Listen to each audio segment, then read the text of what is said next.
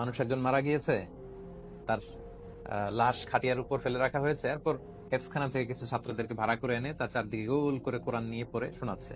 তো এই মৃত ব্যক্তির সামনে যে কোরআন পড়া হচ্ছে, উনি কি শুনতে পায়? এই কোরআনে তার কোনো ফায়দা হয়?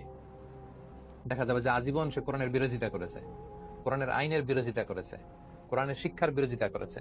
কোরআনের বিরুদ্ধে ছিল তার সারা জীবনের সমস্ত কর্মকাণ্ড আর এজেন্ডা। আর মরার পরে তারপর কোরআন তাকে শোনানো হচ্ছে। সম্মানিত ভাই এবং বোনেরা, মৃত মানুষকে চেঞ্জ করার জন্য কোরআন আসেনি, কোরআন এসেছে জীবিতদেরকে চেঞ্জ করবার জন্য। এটাই আল্লাহ তাআলা সুস্পষ্ট বলেছেন যে লিউনজিরা মান কানা হাইয়ান, যারা জীবিত তাদেরকে সতর্ক করার জন্য কোরআন এসেছে। কারণ এই মৃত ব্যক্তির সামনে সারা পৃথিবীর সব হাফিজরা কোরআন কয়েক লক্ষবার খতম করলেও তার আমলনামা চেঞ্জ হবে না। সে যত অপকর্ম কুকর্ম করে গিয়েছে, ওই প্রায়শ্চিত্ত আর সে করে যেতে পারবে না। বরং জীবিত যারা আমরা আছি তাদের সামনে যদি কোরআনের সুমহান বাণী, মর্মবাণী, মর্মার্থ, গূঢ় রহস্য উপস্থাপন করা যায়, হয়তো তার মনে আল্লাহর ভয় আসতে পারে, সে ফিরে আসতে পারে। তাহলে এর থেকে আমরা বুঝলাম মৃতদের জন্য কোরআন নয়, কোরআন হচ্ছে জীবিতদের জন্য। আপনি একটু খেয়াল করে দেখবেন যে কেউ যখন বার্ধক্যে উপনীত হয়, তার দেহের যে শক্তি, সামর্থ্য, সৌর্যবীর্য সেটা থাকে না, দুর্বল হয়ে যায়। যেমনি শৈশবকালে আমরা দুর্বল ছিলাম। যখন কেউ অনেক বয়সে পৌঁছে যায়, অন্যের হেল্প ছাড়া সে চলতে পারে না। অর্থাৎ শৈশবের সময়টা তো ছোট বাচ্চাকে কোলে তুলে না রাখলে, তাকে টেক কেয়ার না করলে, দেখে না রাখলে সে যেন চলতে পারে না। ছোটবেলায় আমরা যেমনি পেশাব পায়খানা করে যে কোনো জায়গায় নষ্ট করে ফেলতাম, বয়স যখন 90-100 পার হয়ে যায়, তার অবস্থাটাও ঠিক একই রকম হয়ে যায়। আল্লাহ তাআলা এটাই বুঝালেন যে ওমান নুআম্মিরহু নুনাক্কিসু ফিল খালক, যাকে আমি দীর্ঘ জীবন দিয়েছি, দীর্ঘ হায়াত দিয়েছি, তার লাইফ সাইকেলটাকে আমি রিভার্স করে আবার পুনরায় আগের অবস্থায় নিয়ে যাই। মানে কেমন জানি সে শিশু হয়ে যায়। শিশুরা যেমনি ফেল ফেল করে থাকে, কিছু বোঝে না। আমাদের দাদি নানি যারা 90-100 বছর হায়াত হয়েছে, তারাও অনেক কিছু মনে রাখতে পারে না, ফেল ফেল করে তাকিয়ে থাকে। তাদের আচরণটাও শিশুদের আচরণের মতো। তো আল্লাহ বললেন, এই যে শৈশব, কৈশোর, যৌবন, এরপরে বার্ধক্য, বার্ধক্যের পরে আবার কেমন যেন তোমরা সেই আগের শৈশবে ফিরে যাও, শিশুদের মতো আচরণ করো, শিশুদের যে ফিচার থেকে ওই ফিচারে তোমরা ফিরে আসো। আফালা ইয়াকিলুন, এরপরও কি ওরা বুঝবে না যে আমি আল্লাহ তাআলা তার জীবন পরিক্রমাকে এভাবে ঘোরাচ্ছি, বার্ধক্যকে, বার্ধক্য পার করার পর তাকে আবার শৈশবে নিয়ে যাচ্ছি, অনেকটা এরকম। এই আয়াতটা দিয়ে আল্লাহ তাদের চিন্তার দুয়ারে একটা ছোট্ট রিমাইন্ডার দিলেন, একটু নক করলেন।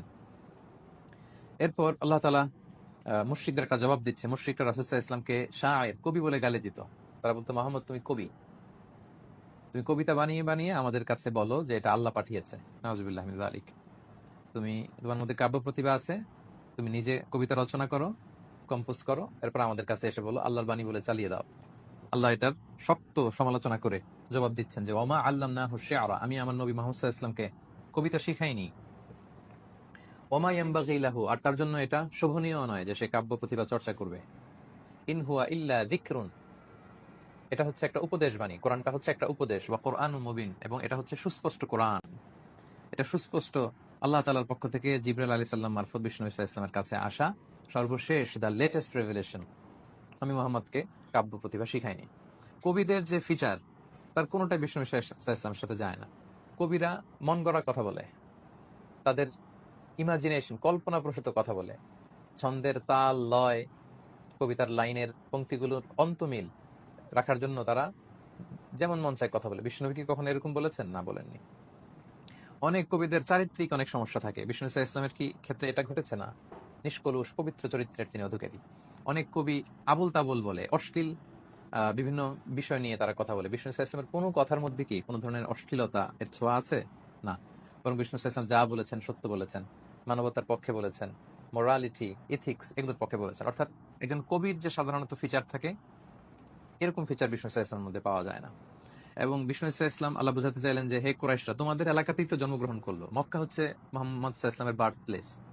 সে শিশু ছিল তোমাদের মাঝে, কৈশোর যৌবন পার হয়ে আজকে 40 বছর পরে নবুয়ত দাবি করার কারণে তোমরা তার উপর মিথ্যা লেভেল আপ করছো। পয়েট, শায়ের বলে তোমরা লেভেল দিচ্ছ মুহাম্মদ সাল্লাল্লাহু আলাইহি ওয়াসাল্লামকে। কই, সে তো কারো কাছে কোনোদিন পড়তে যায়নি, শিখতে যায়নি।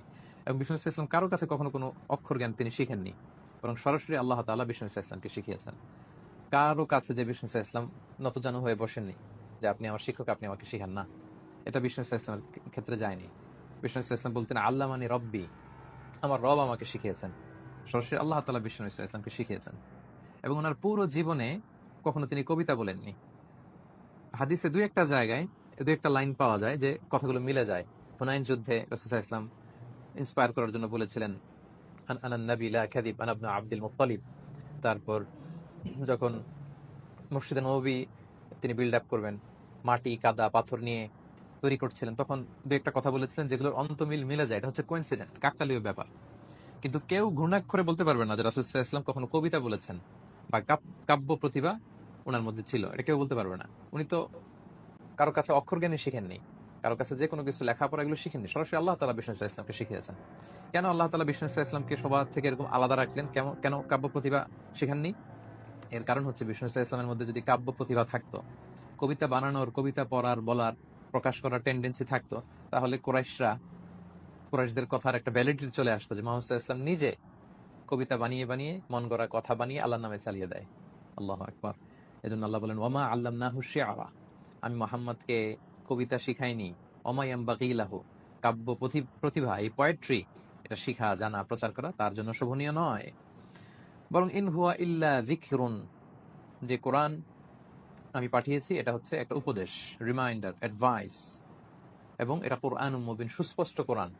কোরআন কেউ পড়লে বুঝবে, কোনো গোজামিল নেই, এক আয়াতের সাথে আরেক আয়াতের বৈপরীত্য নেই, কোরআনের এক লেসন আরেক লেসনের সাথে কন্ট্রাডিক্ট করে না। এত চমৎকার, ওয়েল কানেক্টেড, ওয়েল নেট এটা। এটা যে যিকরুম মিনাল্লাহ, যিকরুম মির রাব্বিল আলামিন, মহাবিশ্বের স্রষ্টা আল্লাহ তাআলার পক্ষ থেকে মানুষ এমনি বুঝতে পারবে। তাহলে প্রথমে লাইফ সাইকেল বুঝালেন, শৈশব, কৈশোর, যৌবন, বার্ধক্য, এরপরে মানুষ আসলে আবার শৈশবে চলে আসে। এরপরে আয়াত আল্লাহ তাআলা বুঝালেন যে মুহাম্মদ সাল্লাল্লাহু আলাইহি ওয়াসাল্লামকে তোমরা যে কবি বলো, এটা মিথ্যা অপবাদ তার উপর। তাকে আমি কবিতা শিখাইনি, সে কখনো কবিতা চর্চা করে না। তার মুখ নিঃসৃত যা আল্লাহর নামে সে বলে, সেগুলো আসলেই আমি বলেছি, এবং এটা আমার কালাম, যিকরুন ওয়া কুরআনুম মুবিন।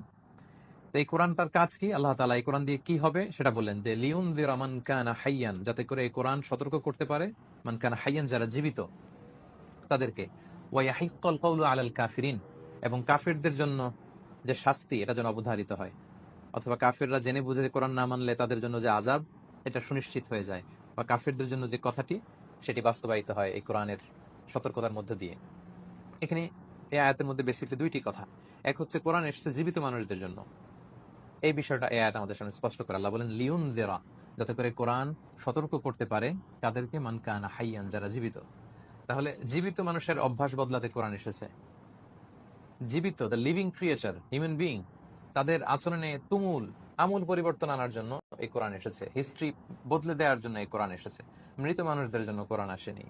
আমরা প্রায় অনেক সময় দেখি যে মানুষ একজন মারা গিয়েছে, তার লাশ খাটিয়ার উপর ফেলে রাখা হয়েছে, এরপর হেফজখানা থেকে কিছু ছাত্রদেরকে ভাড়া করে এনে তার চারদিকে গোল করে কোরআন নিয়ে পড়ে শোনাচ্ছে।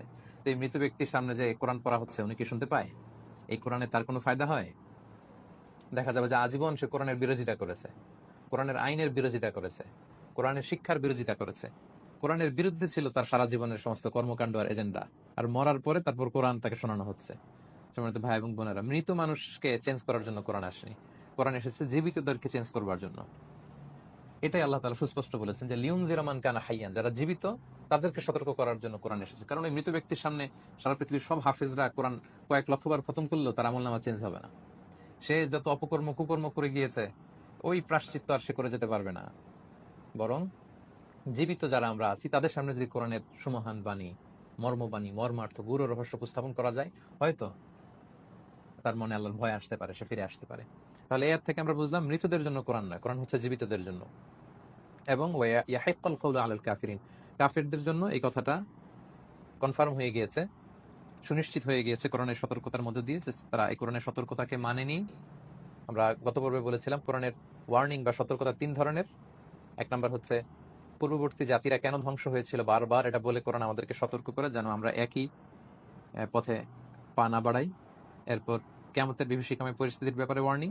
3 নাম্বার হচ্ছে the warning regarding hell fire, জাহান্নামের ব্যাপারে ওয়ার্নিং।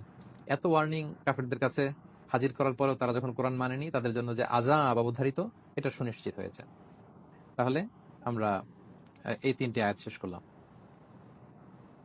সময় তো শুধু আমরা যদি সামনের দিকে যেতে থাকি, আমরা দেখব যে এরপরে আল্লাহ তাআলা আমাদেরকে কি কি নিয়ামত দিয়েছেন সেটা আবার আমাদের সামনে তুলে ধরলেন। আল্লাহ তাআলা বললেন আওয়ালাম ইয়ারাউ আন্না খলাকনা লাহুম মিম্মা আমিলাত আইদিনা আনআমান ফাহুম লাহা মালিকুন। আল্লাহ বলেন আমার নিজ হাত যেগুলো সৃষ্টি করেছে তার